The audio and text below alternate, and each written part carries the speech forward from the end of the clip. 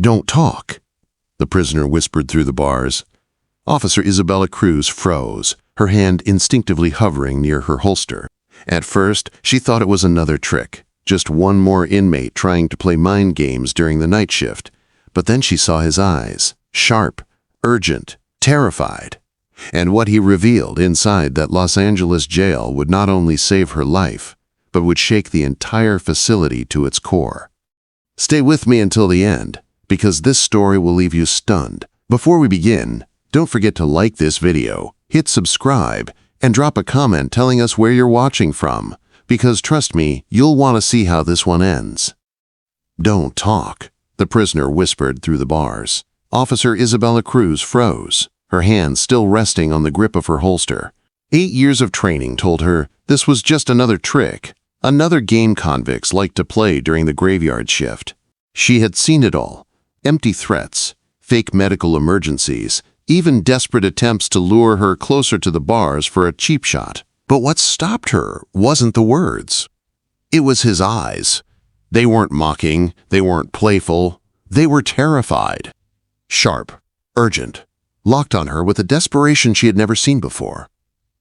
The fluorescent lights buzzed overhead, throwing long shadows down the corridor of Cell Block F, inside Los Angeles County Detention Facility. Normally at this hour there was noise. Snoring, shuffling, a cough echoing through the concrete halls. Tonight, there was nothing. No sound, no movement, just silence so heavy it pressed against her chest. It was the kind of silence that felt wrong, the kind that made the hair on the back of her neck rise and her instincts scream at her that something was coming. Isabella had walked these corridors for nearly a decade. She knew every creak in the metal doors, every flicker of the failing lights, every smell of rust, sweat, and bleach that filled the air. Nothing about this place scared her anymore, or at least, that's what she told herself. But as she stopped in front of cell 39 and saw Dante Miller sitting stiffly on his bunk, his back rigid and his eyes unblinking, something inside her shifted. He had been here for years, a lifer, convicted on armed robbery charges that ended in bloodshed. Yet, unlike most, Dante had never been a problem. He read books, stayed out of fights, and kept to himself. He had always been the kind of inmate she wished more of them were like: silent, predictable, and invisible. But tonight, Dante was anything but invisible. Sweat rolled down his temple despite the chill seeping through the concrete walls. His fingers gripped the edge of the bunk until his knuckles went white. His chest rose and fell in shallow bursts, like a man fighting not to panic. And his eyes, those eyes, never left hers. They were pleading, demanding, filled with a truth she didn't want to believe. Her training screamed not to give him control of the moment. Inmates thrived on weakness, on hesitation. She was supposed to bark at him, tell him to shut up, keep moving. But something deep inside her told her to pause, just for a second. To listen. The silence in the block pressed tighter, as though the entire prison was holding its breath. Every step she had taken tonight echoed back at her, each one sharper than the last. Now, as she stood frozen in front of Dante's cell, she realized she could hear something else. Or rather, she couldn't hear what she should. The faint rhythm of breathing from the other cells was gone. The low mutters of restless men in their bunks were gone. It was as though the entire block had conspired to fall silent at once. Isabella's radio crackled softly on her shoulder, the voice of dispatch cutting through the tension with a routine check-in. She had 30 seconds to respond before they flagged her silence as a problem. 30 seconds to decide whether to play by the book or trust the gut that had kept her alive all these years. She stared down the hallway, past the rows of cells, toward the security checkpoint where she normally logged her patrol. 50 yards of concrete and steel, 50 yards of shadows, 50 yards that suddenly looked like the mouth of a wolf's den. Dante's lips moved again, his voice so low she almost missed it. The warning settled into her bones like ice. 3 of them, waiting at the end of the corridor. Armed, planning to make sure she never left this block alive. Her pulse pounded against her ribs. Rodriguez, Carter, and Vega. Names she knew, faces she had passed 100 times. Men with records of violence against guards and rival inmates. Men who smiled too wide when she walked by. Men who had always looked at her a little too long, like they were measuring her, calculating. She had brushed it off as paranoia before. Now it didn't feel like paranoia. It felt like proof. The shadows at the far end of the block seemed to grow darker, stretching longer, swallowing the flicker of the failing lights. She could almost see movement there, the faintest shift of weight, the glint of something sharp catching the light. A toothbrush sharpened to a deadly point. A sock weighted with batteries. A key that shouldn't exist. Her throat tightened as the realization sank in. This wasn't about intimidation. This wasn't about another guard getting jumped. This was bigger. Much bigger. If they had a key, if they had help from the outside. This wasn't just an ambush. This was the beginning of something catastrophic. A riot. An escape. Dozens of hardened criminals loosed into Los Angeles in the middle of the night. The thought alone was enough to make her stomach twist. She knew the layout of the block, the camera blind spots that administration had ignored for months because of budget cuts. She knew how fast this could spiral out of control. One ambush, one guard taken down, one stolen radio, and the entire facility would be engulfed in chaos before the first backup team could even arrive. Her instincts screamed at her to call it in, to press the button on her radio, shout for help, bring every guard in the building running. But her gut told her something else. If Dante was right, and everything in her blood told her he was, then calling for backup would trigger the attack too soon. The wolves would scatter back into the shadows, leaving her alive but no safer. They'd try again tomorrow, or the night after that. And next time, she might not get a warning. Her chest rose and fell as she fought to steady her breathing. She glanced back at Dante, reading his face the way she had learned to read hundreds of others over the years. There was no manipulation in his eyes, no cruel satisfaction, no angle to be played. Only fear, fear for her, fear of what was waiting at the end of that hall. The radio crackled again, more insistent this time. Unit 12, report. Immediate response required. Her hand hovered over the button. One word, and the entire plan would change. But she couldn't say it.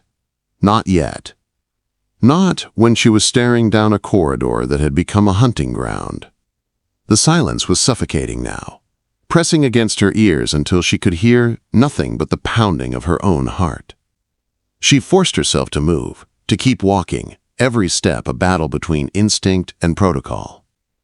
The concrete floor stretched out like a runway toward danger, and she felt every shadow watch her with hungry eyes. 8 years of walking this block had never felt like this.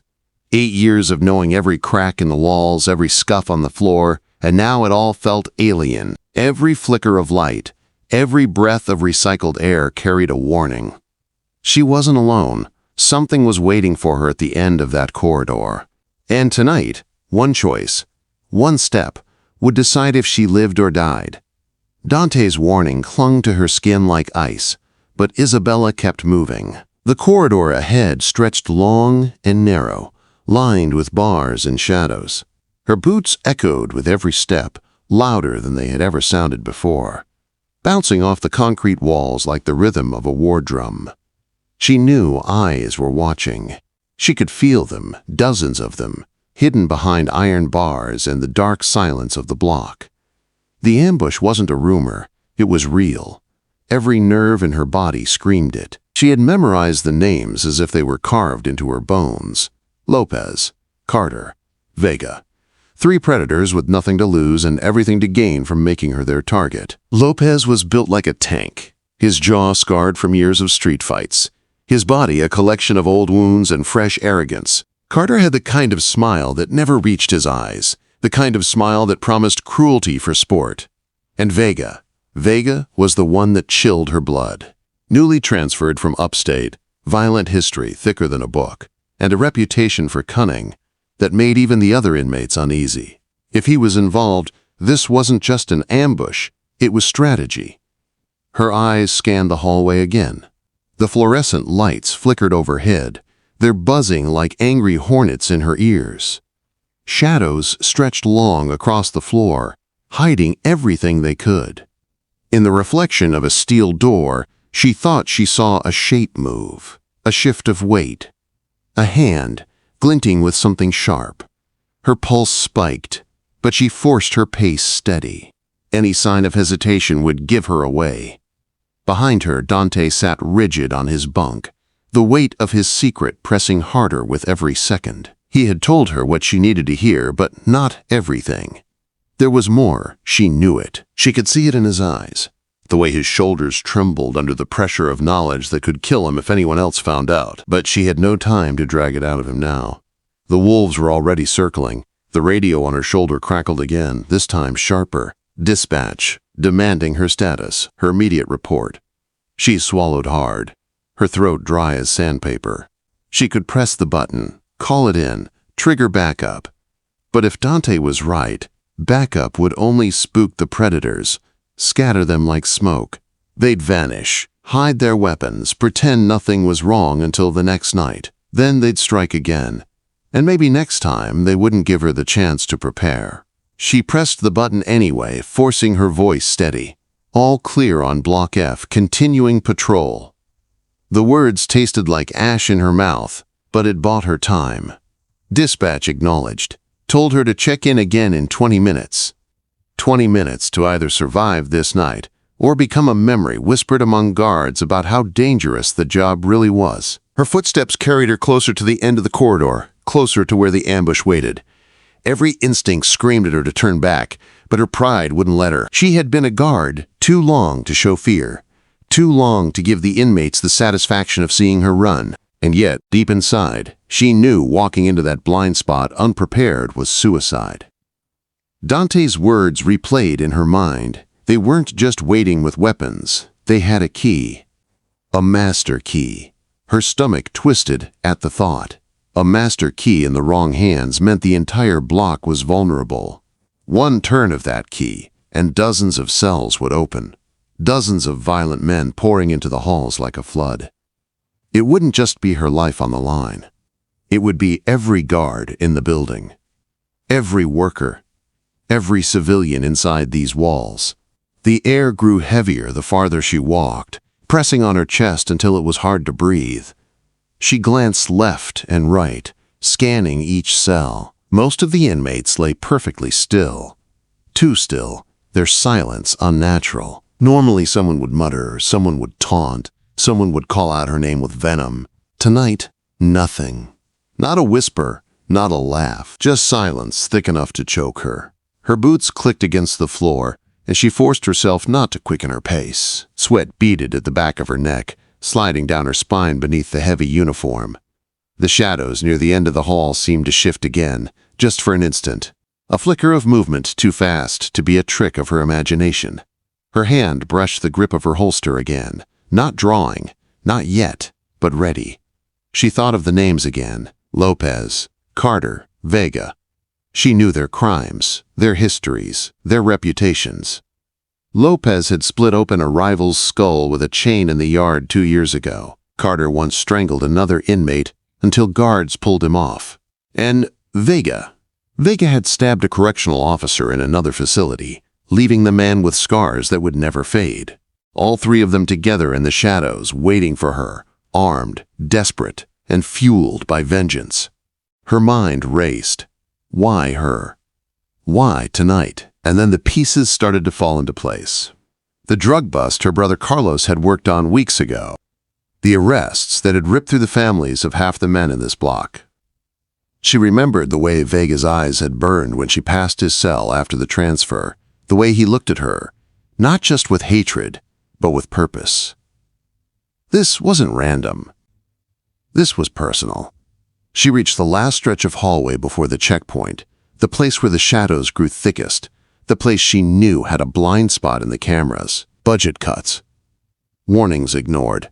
She had reported it a dozen times, but nothing was done. And now, standing here, she realized this was the spot Vega would choose. This was the hunting ground. Her breath came shallow, her pulse hammering in her ears. She had two choices. keep walking forward into the trap and hope her training carried her through, or find another way. But in this place, other ways were few and dangerous.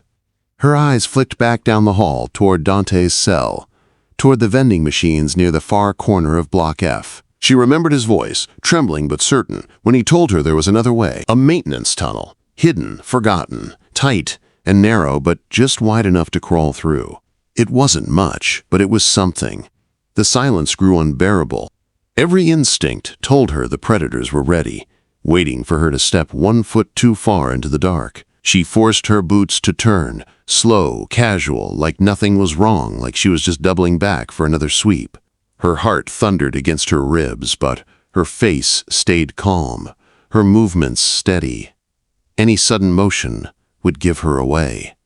The corridor behind her stretched long again, Dante's face watching from his cell, his eyes following every move. The vending machines glowed faintly under the buzz of the lights, a promise of escape if she could just reach them. But between her and safety were rows of cells filled with men who would sell her out for a favor, for respect, for nothing at all. Her radio crackled again, a sound so loud in the silence it made her flinch. She turned it down, praying no one else had noticed. But then she heard it.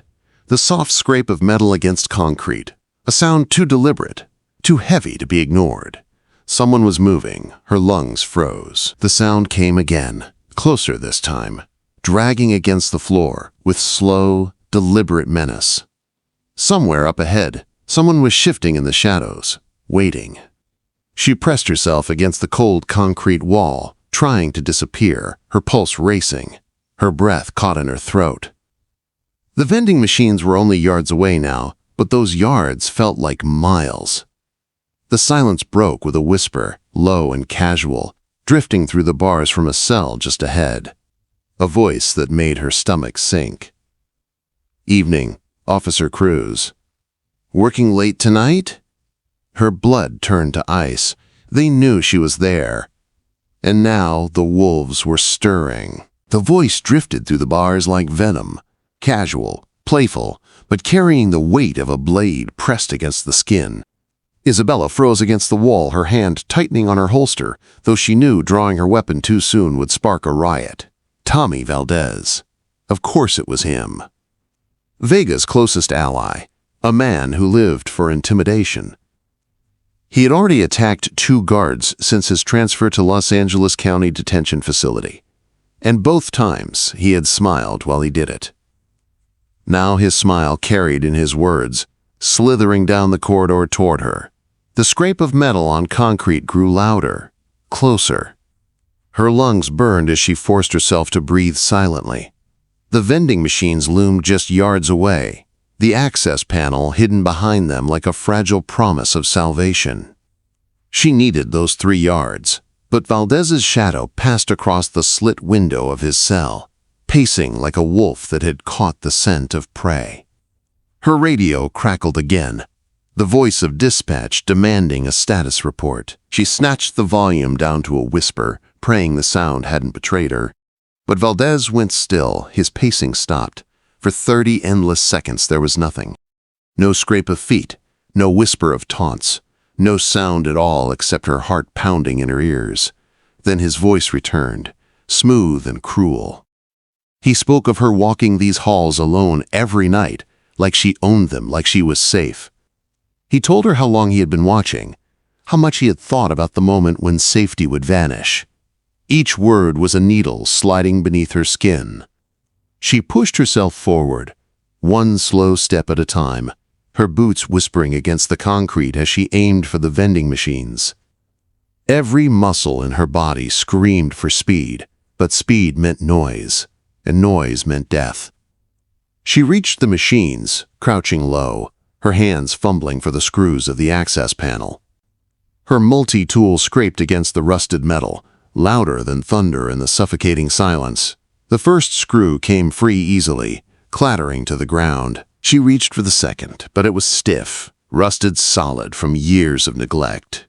Sweat slicked her hands as she forced the tool, her knuckles whitening with effort.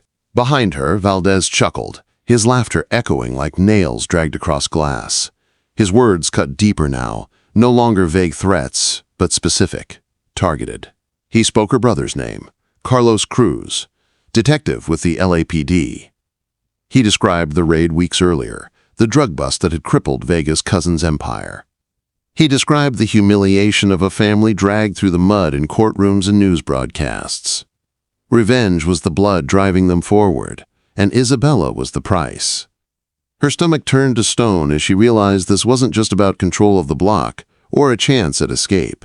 This was personal. They wanted her broken, her brother destroyed, her family left bleeding in the streets of Los Angeles, and if they could pull it off here, in the middle of the county's largest detention facility, the message would echo across the city like a gunshot. The second screw groaned, metal resisting metal, until at last it gave way with a shriek. She caught it before it hit the floor, her breath ragged, her eyes darting down the hall.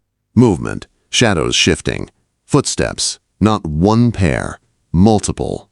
Lopez and Carter had joined the hunt. Their voices rose now, blending with Valdez's, taunting her, calling out lies meant to unnerve her, truths meant to gut her. They knew where she lived. They knew her schedule. They described her apartment building in detail, her route to work, the corner store where she bought her morning coffee. Her blood went cold. This wasn't guesswork. Someone on the outside was feeding them information. Someone close. Her third screw popped free, clattering too loud. She cursed silently, scrambling for the last one. It was tighter than the rest, rust biting down like teeth. She pressed her shoulder against the panel, forcing her weight behind the tool. The metal groaned again, every sound magnified, every echo a flare announcing her position. Behind her, Carter's voice joined the chorus, mocking, cruel. He spoke of her brother's children, described them by age, by the little league team they played for, by the school they attended. Her vision blurred with rage and terror. They weren't just after her. They wanted to cripple her family, to scar them forever. The footsteps drew closer. She could hear the slap of bare feet on concrete, the shuffle of boots, the whisper of steel brushing against denim. The panel trembled beneath her grip as the final screw resisted. She pressed harder, her muscles straining, sweat dripping down her face. The screw groaned, loosened, spun free. The panel swung open, revealing the dark mouth of the maintenance tunnel. She dove for it, pulling herself toward the opening, just as Valdez's voice rang out, louder now, free from the confines of his cell. Her blood froze. He wasn't inside anymore. Somewhere in the chaos, his door had been opened. Jackson, the new transfer, the one Dante had warned her about. He wasn't in the shadows waiting. He was behind it all, the one with the master key, unlocking cells like a puppeteer pulling strings. Her mind raced. If Valdez was out, then others would be too. The dominoes were falling, one by one, the riot on the edge of eruption. She shoved her shoulders into the tunnel, scraping her uniform against the jagged metal edges, her heart hammering as footsteps pounded closer. They were calling her name now, mocking, savoring the hunt. Her radio buzzed again, dispatch checking in. She pressed it to her lips, forcing her voice steady, though fear trembled beneath every word. Unit 12, all clear on Block F. Just dealing with a minor situation. Continuing patrol. The lie tasted like poison, but it bought her a few more minutes. Minutes she needed to survive. Behind her, Lopez's voice thundered like a drum, shouting to the others that she was at the machines, cornered, exactly where they wanted her. The sound of bodies closing in filled the hall, a pack tightening around its prey. She pushed deeper into the tunnel, her elbows scraping, the smell of dust and mold filling her lungs. The vending machines rattled as someone slammed against them, hands clawing for her, nails scratching metal. Her blood ran cold when she heard Jackson's voice, calm, deliberate, soaked in arrogance. He spoke of her brother again, of the raid, of how everything tonight was orchestrated not just for revenge but for escape. At dawn, federal inmates were scheduled for transfer into the facility. In the chaos of her death and the riot, Vega and the others planned to vanish into Los Angeles, ghosts with blood on their hands and nothing to lose. The scope of it hit her like a blow. This wasn't about one officer's humiliation. This was about breaking the system from the inside out, about proving that Los Angeles County couldn't hold them, about unleashing a storm into the city. Her knees scraped concrete, her lungs burned, her heart pounded. Behind her, footsteps thundered closer, their laughter rising, their threats sharper. She had minutes, maybe less, to decide how to stop this. And in that suffocating tunnel, with the echoes of predators chasing her, Isabella Cruz realized one thing. This wasn't just survival anymore. This was war. The tunnel closed around her like the throat of a beast, every inch tight, suffocating, jagged edges tearing at her uniform as she crawled deeper. Dust filled her mouth, sweat burned her eyes, but she kept moving. Behind her, fists slammed against the vending machines, metal screeching as they tried to rip the panel wider. Their voices chased her through the darkness, taunting, laughing, promising what they would do when they caught her. She pushed harder, elbows digging into concrete, lungs heaving, her heart beating so loud it drowned out everything else. The tunnel narrowed, forcing her shoulders to scrape against cold cement, every inch forward a battle. But the sounds of pursuit were closer now, keys jingling, locks turning, doors screeching open one after another. The riot was beginning. Her radio buzzed at her hip, dispatch checking for her status. She knew if she answered, her voice would betray the chaos unfolding. But if she stayed silent, backup would storm the block too late, walking into an ambush they couldn't survive. Her hand trembled as she pressed the button, forcing her tone flat, steady, professional. Unit 12, continuing patrol. All quiet on Block F copy. The lie cut through her chest like glass, but it bought her a few more minutes. Time was everything now. The tunnel bent sharply, opening into a narrow service hall on the edge of Block C. She collapsed onto the floor, chest heaving, her hands shaking as she scrambled upright. The hallway was empty, but the alarms in her blood screamed it wouldn't be for long. She gripped her radio tight, weighing her options. If she broadcast a distress signal now, the ambush would trigger across the prison. Guards would die. If she waited too long, the entire block would be free, and Los Angeles would pay the price. Her brother's face flashed in her mind.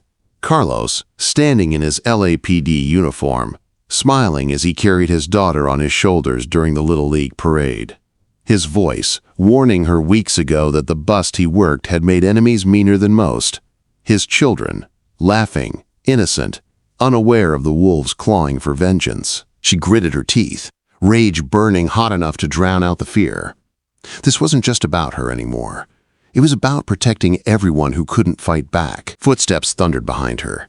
The inmates had forced their way into the tunnel, their shouts echoing closer with every breath. She bolted down the corridor, boots hammering against the floor, the fluorescent lights flickering overhead like dying stars. Every corner she turned, every shadow she passed, she expected hands to lunge from the dark. A door loomed at the end of the hall, red exit glowing faintly above it. She shoved it open, spilling into another block. The noise hit her instantly. Shouts, metal slamming, sirens wailing from deeper inside the facility. The riot had begun. Dozens of inmates surged against the bars, pounding, screaming, their faces twisted with hunger for blood. The air was alive with chaos, and she was running through its heart. Her radio crackled again, voices urgent now. Unit 12, we've lost eyes on Block F. Report immediately.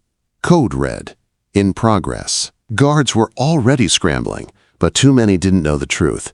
That this wasn't just random violence. It was orchestrated, precise, engineered to spill out into the city. She ducked behind a concrete barrier, clutching her radio, her breath ragged. She had one card left to play.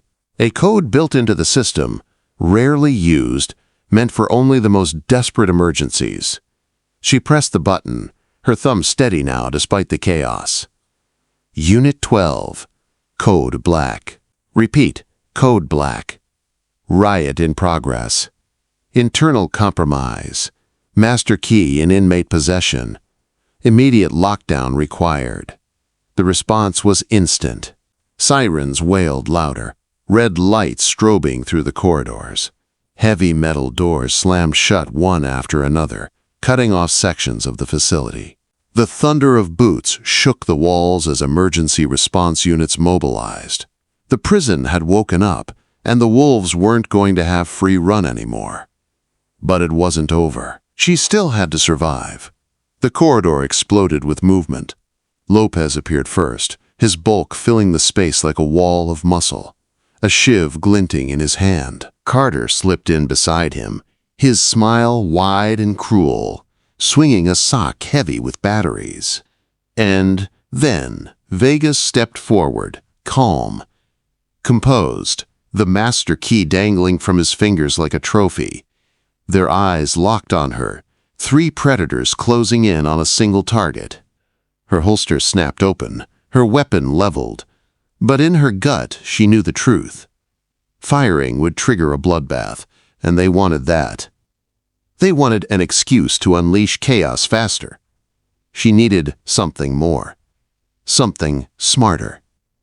Behind them, the riot grew louder, inmates rattling their bars, voices blending into a storm of hate. Vega's voice cut through it all, smooth and deliberate. He spoke her brother's name again, described the house her family lived in, the cafe her mother visited every Sunday. His words were knives, slicing into her resolve. They didn't just want her dead, they wanted her family destroyed. The rage that surged through her veins burned hotter than fear. She stepped forward instead of back, her weapon unwavering, her eyes locked on Vega. Her voice cut the air like a blade, cold, sharp, undeniable. If I fall tonight, you fall with me. For the first time, their confidence cracked. Lopez shifted uneasily. Carter's smile twitched. Even Vega's eyes narrowed, the arrogance faltering for a heartbeat. That heartbeat was enough. Behind her, the steel doors clanged shut, sealing sections of the block. Boots thundered closer as emergency response flooded the corridors. The hunters realized they were about to become the hunted. Vega snarled, lunging forward, but Isabella fired, not to kill, but to break. The bullet slammed into the wall beside him, the force ricocheting dust and sparks across his face. He stumbled, flinched, and in that second the riot squad stormed in. Shields, batons, tear gas canisters. The corridor erupted in chaos, but this time the wolves weren't in control. Lopez roared, swinging wildly before being taken down under a pile of armored guards. Carter tried to flee, only to be slammed against the concrete, his weapon skittering away. Vega fought hardest, the master key clutched in his fist, but Isabella herself tore it from his grip as the riot squad pinned him to the floor. Their eyes met one last time, his filled with venom, hers blazing with fire. You lose. The aftermath stretched long into dawn. Dozens of inmates were dragged back to their cells, some bloodied, some silent. The corrupt staff member who had funneled keys into their hands was uncovered, arrested before the sun rose. Reports would fill desks for weeks, politicians would demand answers, and security would tighten like a noose. But the truth was simple. Tonight, Los Angeles had nearly burned, and one woman's choice had kept the city standing. As the adrenaline faded, Isabella found herself back at cell 39. Dante sat quietly on his bunk, his hands folded, his face unreadable. Their eyes met through the bars, and for a moment, no words were needed. He had warned her. He had saved her. And in return, she had kept him alive too. Finally, he spoke, his voice low, steady. You survived because you listened. The words settled deep in her chest, heavier than any bulletproof vest. For 8 years, she had believed strength meant never bending, never yielding, never trusting an inmate. Tonight had shattered that. Survival wasn't just about strength. It was about knowing when to listen, when to act, and when to defy the silence. She stepped away from his cell, the dawn bleeding into the narrow windows high above the block. Los Angeles stirred beyond the prison walls, unaware of how close the darkness had come. Isabella Cruz walked out of cell block F with fire still burning in her veins, not just a survivor, but a soldier who had stared into the jaws of chaos and walked out alive. And the story of that night would be whispered for years, not just in Los Angeles County Detention Facility, but across every corridor where shadows stretched too long and silence meant danger. And just like that, what began as a whisper in the dark turned into a night of chaos, betrayal, and survival. Officer Isabella Cruz walked out of Los Angeles County Detention Facility alive, but forever changed. The ambush failed, the riot collapsed, and the truth about corruption was dragged into the light. But here's the question: what if she hadn't listened?